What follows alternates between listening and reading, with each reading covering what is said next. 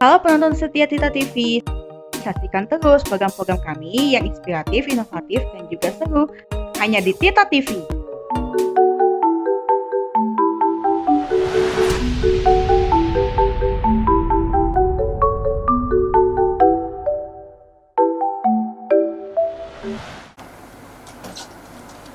Shalom para pendengar Sobat Tirta TV dan Radio. Program Binter atau Bintang Terang merupakan program yang disiarkan dalam acara rohani Tirta TV dan Radio. Semoga program Binter Bintang Terang ini dapat bermanfaat bagi para pendengar sekalian dimanapun Anda berada, bagi sobat-sobat Tirta TV dan Radio. Terutama juga agar dengan adanya bintang terang ini kita dapat menjadi bintang terang yang bersinar, yang menerangi kegelapan di sekitar kita dengan kuasa Roh Kudus. If every believer became a shining star through the power of the Spirit, just imagine how the light of God would repel the darkness around us. Thank you.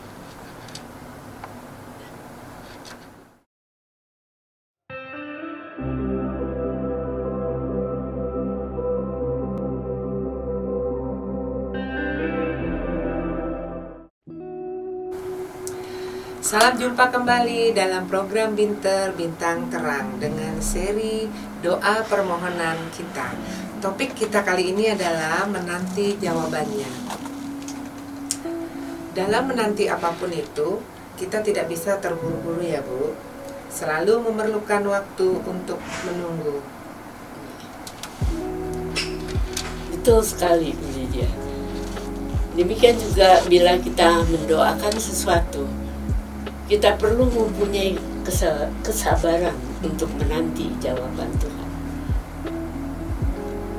Kita lihat contoh seekor induk ayam yang dengan sabar mengerami telur-telurnya sebelum menetas menjadi anak-anak ayam.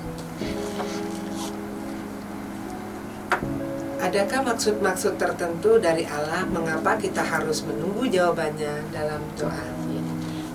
Menanti memang adalah cara Allah untuk mengajar kita bahwa kuasanya sungguh-sungguh nyata dan bahwa Ia mampu mengabulkan segala doa kita tanpa campur tangan atau bantuan kita. Jawaban doa itu mungkin lambat datangnya karena kita perlu menuruti cara Tuhan dan mengikuti waktu Tuhan. Jadi bukan mengikuti jadwal kita ya dan waktu kita, serta bukan mengikuti kehendak kita ya. Dalam masa menanti jawaban Tuhan seringkali melelahkan kita. Kita harus lebih bersabar, lebih peka untuk mendengar suaranya. Jangan seperti contoh berikut ini. Seorang anak kecil membawa mainannya yang rusak kepada bapaknya untuk dibetulkan. Bapaknya dengan tangan terbuka menuruti permintaan anaknya. Tetapi baru sebentar ia mulai membetulkan, si anak sudah tidak sabar. "Mengapa lama benar sih Pak?" katanya. Si anak mulai ikut-ikutan membantu. Padahal hal itu hanya mengganggu pekerjaan bapaknya saja. Akhirnya karena tidak bisa sabar menunggu lebih lama lagi, ia merampas mainan itu dari tangan bapaknya. Ia melangkah pergi sambil mengomel dan menggerutu dan menduga bahwa bapaknya memang tidak bisa membetulkan mainan itu. Dan dianggapnya bahwa bapaknya tidak sungguh-sungguh mau membetulkan mainannya. Nah, sebetulnya bila kita mempunyai cukup iman untuk menyerahkan permohonan kita akan mainan yang rusak itu ke dalam tangan Allah Bapa, kita pasti akan memperolehnya kembali dalam keadaan sudah diperbaiki dan disempurnakan pula. Bu Juli, Apakah sesuatu yang Tuhan inginkan dari kita saat kita menantikan jawaban dari Tuhan? Ya. Sebetulnya dalam masa penantian ya, di mana usaha sendiri sudah tidak ada lagi, kita sudah tidak mampu, Tuhan menginginkan agar ada pertumbuhan rohani yang sungguh menakjubkan terjadi di dalam diri kita. Misalnya kita dapat menjadi lebih tekun untuk memohon, lebih mengasihi Tuhan dan orang-orang sekitar kita. Kita menjadi lebih peka mendengar suaranya dan mempunyai keinginan yang lebih mau untuk menaati Tuhan. Itulah sifat-sifat yang ingin Ia kembangkan dalam diri kita, agar ada kerjasama antara Tuhan dan manusia untuk mencapai suatu tujuan. Tujuan apa ya yang Ibu maksudkan? Ya, seperti yang terjadi dalam kisah Paskah nih yang akan kita rayakan nanti, di mana akhir dari sesuatu menjadi awal dari sesuatu yang baru. Ketika Tuhan Yesus mati, semuanya menjadi gelap. Tetapi 3 hari kemudian Tuhan bangkit dan tibalah Paskah. Kekalahan berubah menjadi kemenangan dengan adanya kebangkitan. Demikian pula dalam penantian, harus ada sesuatu yang mati, seperti kekhawatiran bahwa doanya tidak dijawab, dan keinginan untuk berdaya upaya maksudnya, atau mengusahakan sendiri. Kita hendaknya menantikan Tuhan dengan tenang, menunggu waktu yang sudah direncanakannya. Yesus mengajar kita dengan perumpamaan tentang kehidupan di pokok anggur.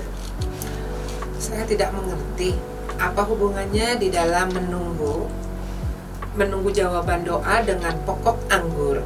Dapatkah Ibu jelaskan? Ya, di dalam menunggu kita belajar dari perumpamaan pokok anggur tentang rahasia tinggal di dalam Dia.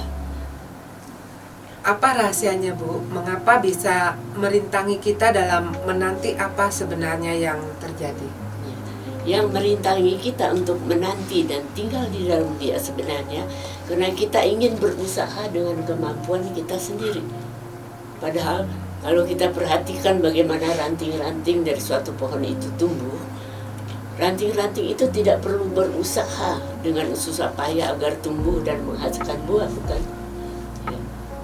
Tugas ranting-ranting hanyalah tetap menempel pada pokoknya, agar zat-zat makanan yang memberi hidup bisa terus mengalir. Barulah kita akan berbuah banyak. Di dalam Yohanes 15 ayat 4 dan 5 dikatakan, "Tinggallah di dalam aku dan aku di dalam kamu. Sama seperti ranting tidak dapat berbuah dari dirinya sendiri kalau ia tidak tinggal pada pokok anggur. Demikian juga kamu tidak berbuah jikalau kamu tidak tinggal di dalam aku. Akulah pokok anggur dan kamulah ranting-rantingnya. Barang siapa tinggal di dalam aku dan aku di dalam dia, ia berbuah banyak. Sebab di luar aku, kamu tidak dapat berbuat apa-apa." Dan kemudian di Yohanes 15 ayat 7 juga dikatakan, "Jikalau kamu tinggal di dalam aku dan firman-Ku tinggal di dalam kamu, mintalah apa saja yang kamu kehendaki dan kamu akan menerimanya." Yesus juga sering mengajar tentang perencanaan waktu, yaitu prinsip bahwa setiap ciptaannya ada urutan waktu dan kecepatan bertumbuh yang sudah diatur oleh Allah Bapa. Di dalam Markus 4 ayat 28 dikatakan, "Mula-mula tangkainya, lalu bulirnya, kemudian butir-butir yang penuh isi dalam bulir itu." Bagaimana bila kita memaksa dan mencoba mempercepat perencanaan waktu yang sudah diatur Allah? Ya. Waktu Allah itu maha sempurna, maka tentu akan membawa risiko bagi diri kita sendiri, karena Allah Bapa sudah mempunyai perencanaan waktunya sendiri. Yesus selalu berpegang pada perencanaan waktu Allah Bapa.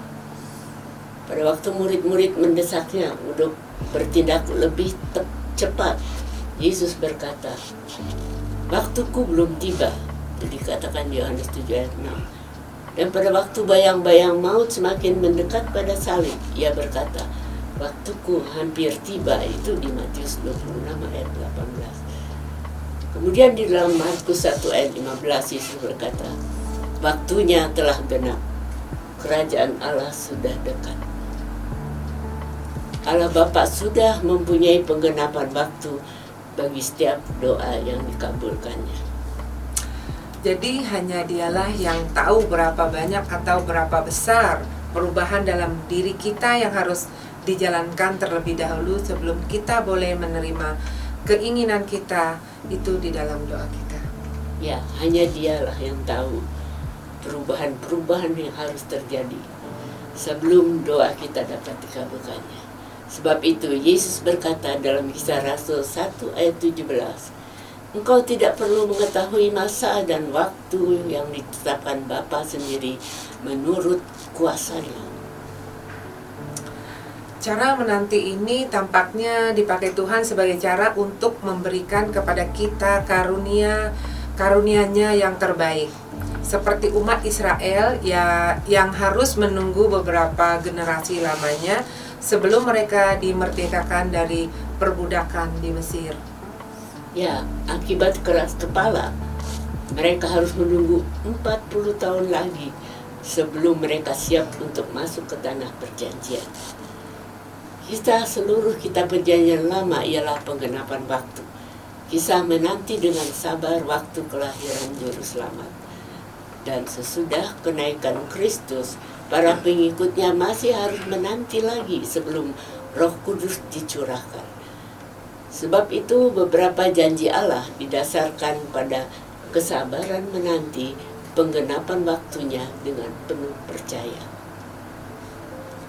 Menanti merupakan suatu doa yang sering diterapkan. Seperti kita membaca dalam firman-Nya di Yohanes 40 ayat 31. Tetapi orang yang menanti-nantikan Tuhan akan mendapat kekuatan baru. Mereka seumpama Raja Wali yang baik, terbang dengan kekuatan sayapnya. Mereka berlari dan tidak menjadi lesu. Mereka berjalan dan tidak menjadi lelah. Juga di dalam Ratapan 3 ayat 26 dikatakan, adalah baik menanti dengan diam pertolongan Tuhan. Jadi dengan penantian justru dapat meneguhkan iman seseorang. Karena penantian menuntut kesabaran, ketekunan, percaya dan pengharapan. Sebab itu firman Tuhan menekankan kita untuk menanti. Dengan penantian, Tuhan ingin mengembangkan sifat-sifat dalam diri kita. Nah, sebelum mengakhiri acara ini, mari kita perhatikan hal-hal berikut ini. 1. Berdoa dan datanglah kepadanya dengan memohon kepadanya agar diberi kesabaran dan keyakinan dalam menanti jawabannya. Yang kedua, tidak mengikuti cara-cara kita sendiri dan perencanaan waktu kita sendiri. Karena cara-cara Tuhan tidak sama dengan cara-cara kita. Dan perencanaan waktu Tuhan lain ya daripada perencanaan waktu kita. Juga mintalah petunjuk dari Tuhan. Adakah suatu rintangan yang perlu disingkirkan? Suatu perubahan yang perlu diadakan dalam sifat atau sikap kita sebelum doa kita dikabulkan. Nah, sekian dulu. Kiranya Tuhan mengaruniakan pada kita mata yang melihat dan telinga yang mendengar akan apa yang Tuhan katakan pada kita dengan penuh kesabaran dan keyakinan bahwa segalanya sudah berada di tangan Allah Bapa. Nah, para pendengar, sampai di sini dulu program Bintang Terang. Kali ini dalam seri doa permohonan kita. Saya mohon undur diri. Dan saya Julie mohon pamit. Sampai jumpa. Sampai jumpa. Tuhan Yesus Tuhan memberkati. memberkati.